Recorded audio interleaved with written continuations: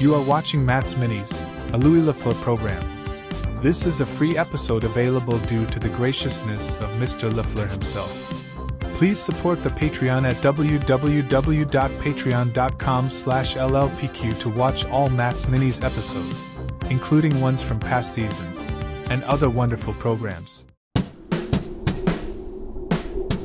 These are Matt's Mini Movies, presented by Mr. Louis. These are Matt's Mini Movies, presented by Mr.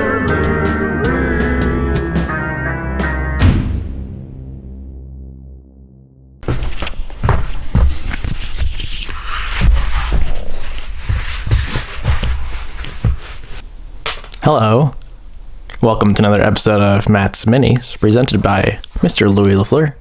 I'm Matt Johnson. This episode is for the week of February 26th, 2025.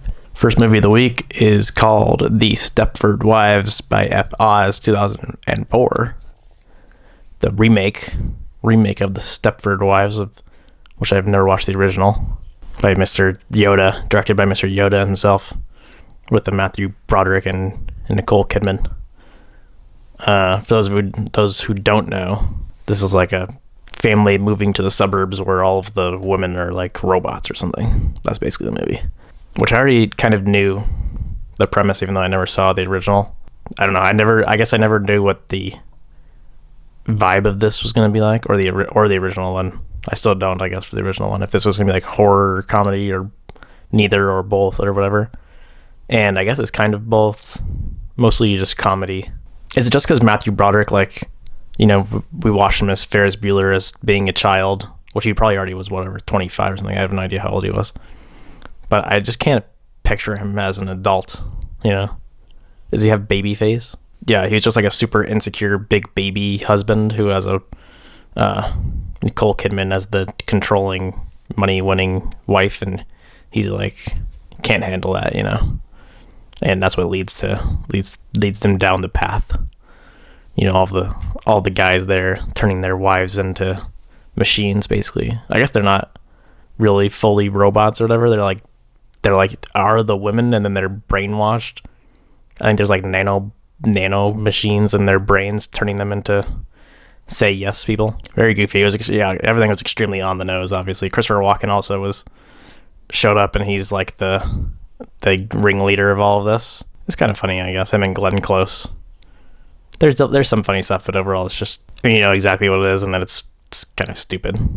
Christopher Walken I'm talking about plays his like intro video to convert people into their lifestyle, which is pretty funny. It's just like, you know, don't you want your woman to just do everything you say and be like a nice housewife?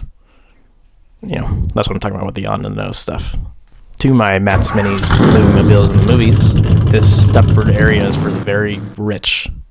So there's a few cars, even though it's mostly just, you know, in and around the little neighborhood. They do drive around, and like, what's his name? John Lovitz is in it, and he's driving around a Corvette.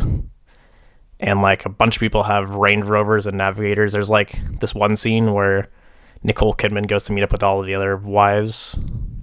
It's a very gendered movie. They're going to like Glenn Close's house or something or whatever, and there's just a line of like big SUVs that, you know, Suburbans buy, I guess. Suburban is funny. It's ironic, huh? It's called the Suburban. There's a couple of shots where they're just like, oh, look at this. All the dudes are having these sports cars, and then there's the other shot of all the wives are having these SUVs because they got to drive around the kids or whatever, but they don't want minivans. And yeah, I mean, there's some sweet cars, even though they're not really used for anything. You know, the top speeds are like 10, 15 miles an hour around the little neighborhood, so probably give it like a 4.5, I think. And 10 Oswater 20 big ones. To be a man. Okay, that was The Stepford Wives. Next movie of the week is called Death Race by a P.W.S. Anderson, 2008, with Mr. Jason Statham. If you know anything about Mr. Anderson, you know why I watched this movie, because he's got a new one out. So I wanted to do a little bit of watching beforehand. I do enjoy his movies. I think they're great. All of his nice video game movies. Monster Hunter, I think, was the last one that he made before the new one, and I love that. I thought it was a lot of fun. This was pretty cool. It's hard for me not to love some super ridiculous thing like this. Like, it's all just a bunch of terrible convicts, and it's so 2000s. And Jason Statham's basically like how he always is, you know, the badass guy with a heart of gold, and he's wrongfully imprisoned. The whole thing is also like a commentary on the prison system and whatever, and they're basically, you know, the convicts can race in this death race to get out, even though they're obviously never going to get out. And there's the like villain woman is the, you know, the head of the jail, like running the jail, and yeah, it's all privatized obviously, and she's just trying to make money.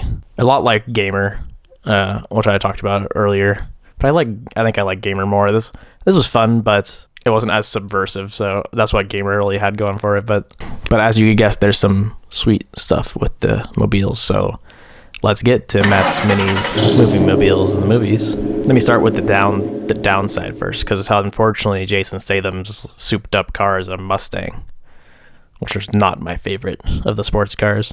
So I was a bit upset when I saw that. But there's some other sweet ones. There's this, like, you know, Asian gang member guy. He's driving a sweet Porsche 911.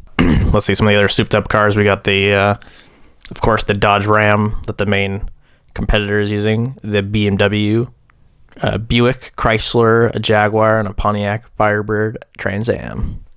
So there's lots of sweet cars. It's almost hard to tell what most of them are. The 911 has that, you know, shape, so I knew exactly. But, you know, they all got guns and they got smoke behind them and stuff, and that's the movie, right? They're doing the race and they got all these little tricks and they're trying to murder each other. So it's pretty cool. Obviously, this is getting a high rating, but I think I'm gonna have to give it just a 9.5, and that's just because of the Mustang. If he just picked anything else, I don't know, he could at least have like an older Mustang. It was like a new Mustang. It looks stupid. I hate those 2000s Mustangs. They're like the ugliest ones too.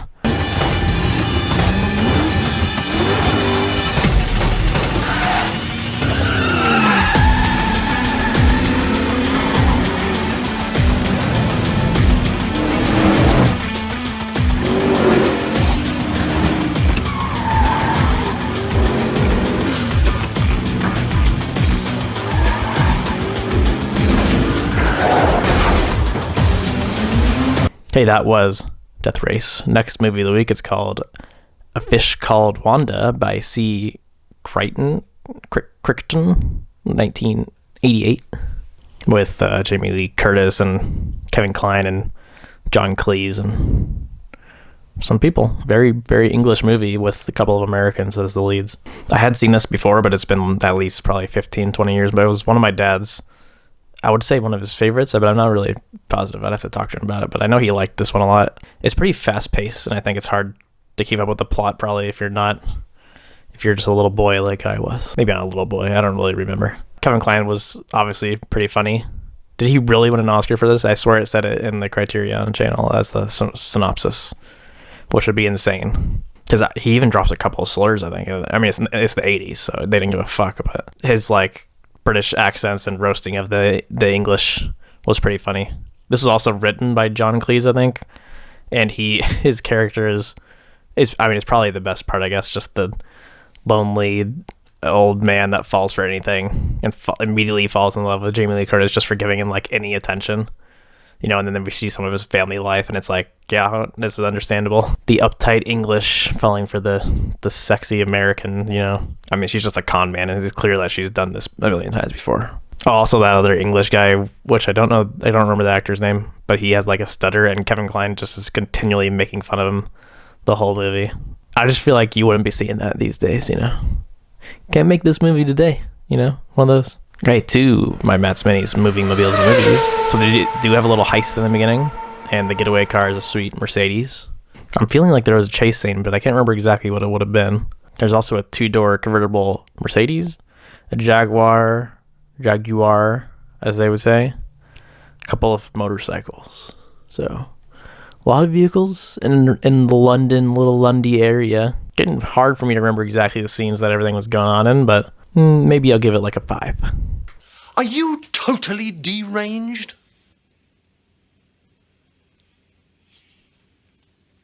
You pompous, stuck-up, snot-nosed, English, giant, twerp, scumbag, fuckface, dickhead, asshole! How very interesting. You're a true Bulgarian, aren't you? You're the Bulgarian, you fuck! Now apologize! Okay, that was A Fish Called Wanda.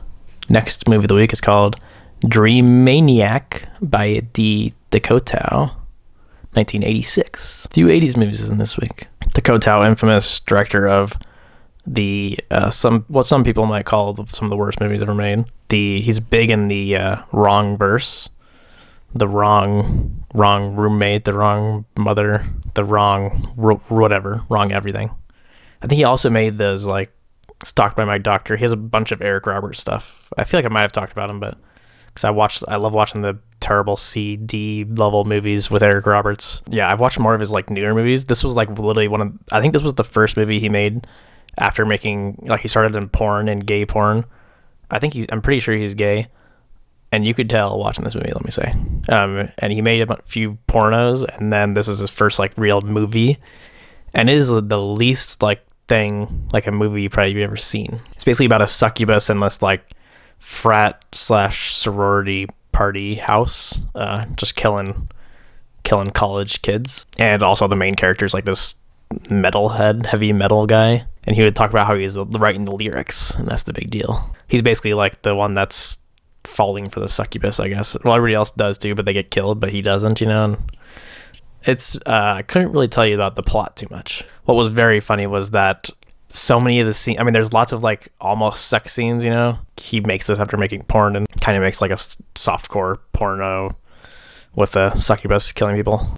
There's so much more focus on all of the dudes like than you would ever expect. Like there's a scene where the other ladies, his girlfriend or some girl's already in bed, like naked under the covers waiting, and the guy walks right in front of the camera where you can see knees up, and he's wearing a shirt and underwear or something, and he just takes his shirt off, takes his underwear off, and he's just butt-ass naked, and then walks into the bed. And it's like, oh, you didn't do that scene, they didn't do that for the women, seeing their tits or whatever, like, just for the dudes, you can see their ass. But yeah, there's a few things like that. There's one hilarious also shot of a guy getting like killed or something by the succubus, and it's from the ground up, right between his legs, and like it's literally like bulge, then the rest of his body and head, and he's like getting hit in the head or something with an axe or some crap like that, To my Matt's Minis moving mobiles and movies, I don't remember if I had a 0 before, but this might be the first 0. Because this whole thing is set in a house, and the only thing even close to a mobile is that one guy arrives and says that he rode his motorcycle in. You don't see anything. There's no anything at all. Like everything, the entire movie is inside this house. Yeah, I think the only thing I wrote down is that I watched this on Tubi, so there's ads, and there was way more mobiles in the ads than in the actual movie itself, so. This stuff's really interesting. I mean,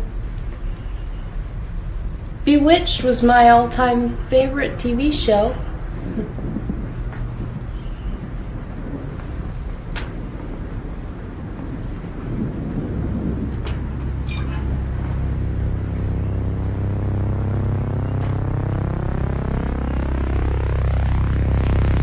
Okay, that was Dreamaniac.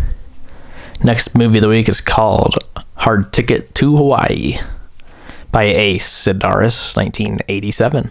So I followed up that no-budget 80s movie with a nice other no-budget 80s movie. That's actually had a little budget, I guess, but it's one of those, like, so bad it's good type of movies, which they don't really step to the heights of DeCoteau. DeCoteau movies, like, don't feel like movies. They're like something else. But these ones are like, this is like it is a movie, but it's with basically just playmates as the two main characters, played by playmates. And there is like a plot and everything, but it's just totally ridiculous, and all the acting is super like wooden and everything.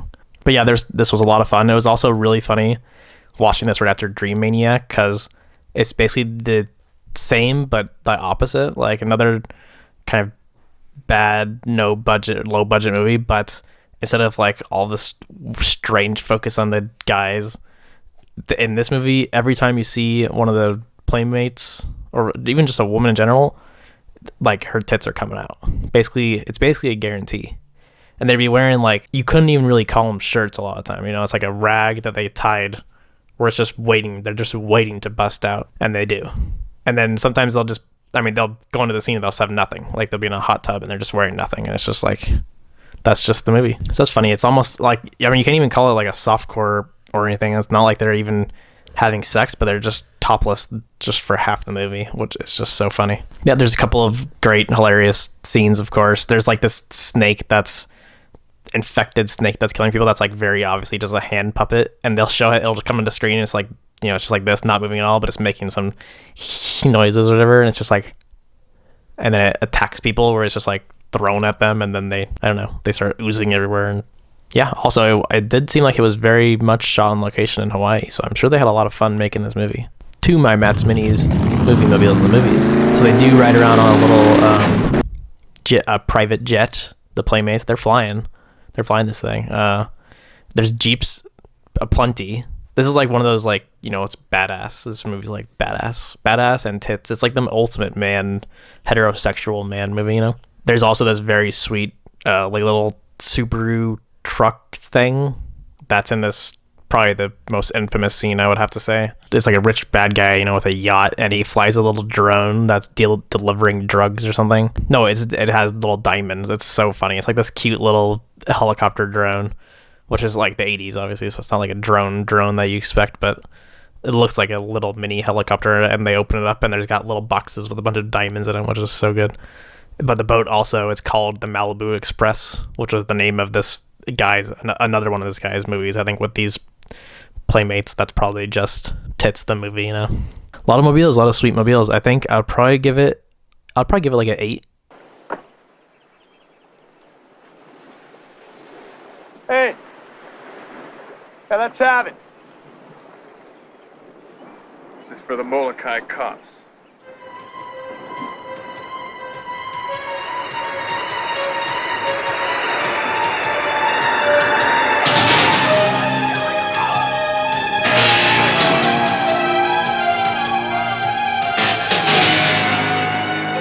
Okay, that was Hard Ticket to Hawaii. Next movie of the week, it's called Butcher Baker Nightmare Maker by W. Arthur, 1981.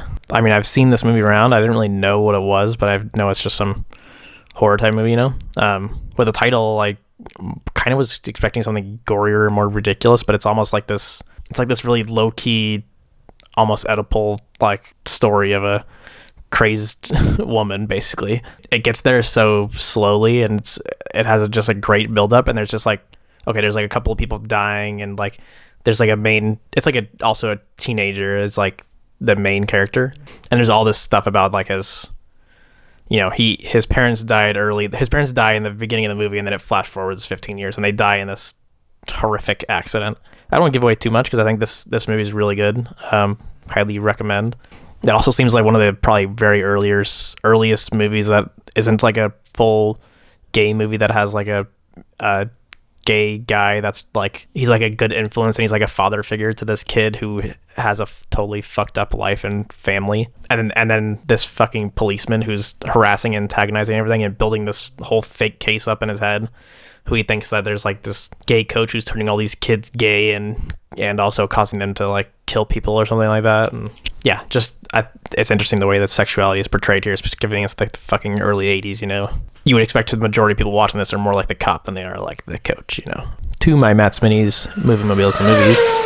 So that horrific accident, like I was saying in the beginning, is in a mobile. His parents in the beginning, he's like a little kid, and he's just dropped off with his aunt, and his parents are like, they're like going off on vacation somewhere, and they're going downhill, and their brakes aren't working, and they go right into this truck that has a bunch of like logs, and it's just this insane, it's like Final Destination, you know, like the fucking logs go right through and just take this fucking dude's head.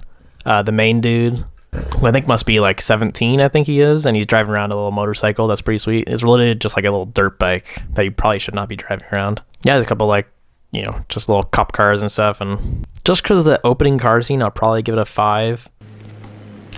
You do that, Billy, so help me God. Break your arm. On your outside jumper, stay loose. Helps.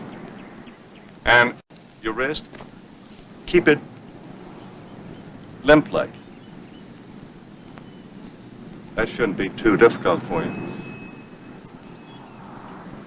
That was Butcher Baker Nightmare Maker. Next movie, which is the last movie of the week, it's called Two for the Money by DJ Caruso, 2005. Nice Al Pacino, Matthew McConaughey movie about sports gambling. Basically, McConaughey's this like failed quarterback because he got too many terrible injuries. But he knows his football and he can pick all the winners. Al Pacino's running this like just terrible scam scheme of people calling in and getting the picks for football. That's like a very salesy movie, douchebag, like trying to get rich, hustle type of movie, in New York City. And they don't really care who they're fucking over or anything. And I mean, it's like there's a whole moral line in the movie, but they really don't play into it too much. It's almost just like, yeah, he ruins a couple guys' lives, McConaughey, with his picks, let's just say, down the line. He gets all cocky, because in sales, you gotta be confident and stuff, and it's just so much cringe stuff. But, I love my short king Pacino, like I said, so this is definitely a Pacino yells movie. Also, his wife is Renee Russo, and there's this almost kind of love triangle between them and McConaughey, and it feels not on purpose, but it's almost this, like, good study on this toxic masculinity involved in this terrible sales culture. It's kind of supposed to be, but it's also kind of not, because he does kind of win in the end, and it's obviously about his build up and downfall. It's like it's just the prototypical type of movie like this, but it feels like if it was just a little bit more self-aware, it could have been pretty good. I think the main thing I got from this was that I always thought that Jeremy Piven was also kind of a short king, but he's got a couple inches on Pacino, let's just say. It was very funny seeing them side by side. Like, anybody who thinks Jeremy Piven's a short king, just take a look at this. You got your real short king in action right here. Okay, to my Matt's Minis moving mobiles and movies. So this being a douchey sales guy movie, they got the cars. Pacino's driving around a Boxster. There's some limos. Once McConaughey makes his money, first thing he's got to do, go buy a car, go look like you make a lot of money. So he goes and buys this two-door Mercedes SL 500 silver looking one. And then he's driving around Renee Russo in a scene and like going way too fast, and she's all freaking out. And it's exactly what you expect from this type of movie, which is pretty funny. And there's also one other little sweet car that's in a spotlight because this guy that he gets him, he wins him a bunch of money by giving him the good picks, and the guy's betting tens to hundreds of $1,000s, and he buys this sweet Ferrari, and they show him obviously with the Ferrari and calling him, and he's like so happy. And later on, he's obviously calls him after he lost, and he's like, I lost the Ferrari, I lost everything, man. Fuck you, it's all your fault. I think just for that Mercedes racing around singing the Ferrari stuff, I'd probably give it like a 7, because pretty sick. I drive a 2-door Mercedes, I'd drive fast around in my 2-door Mercedes, so what can I say? Take out here. What? You're fired. You're gone. I'm not fired. Yes, you're out of You here. need me more than ever. Get out of here, you cut-rate parasite. In 6 years, my worst weekend was never as bad as any of this guy's last 3 weeks. You're not hearing me. You don't work for me anymore. It's over. What the hell are you doing, Wanda? Okay, so that's my Matt's Minis for the week. Signing off. Bye!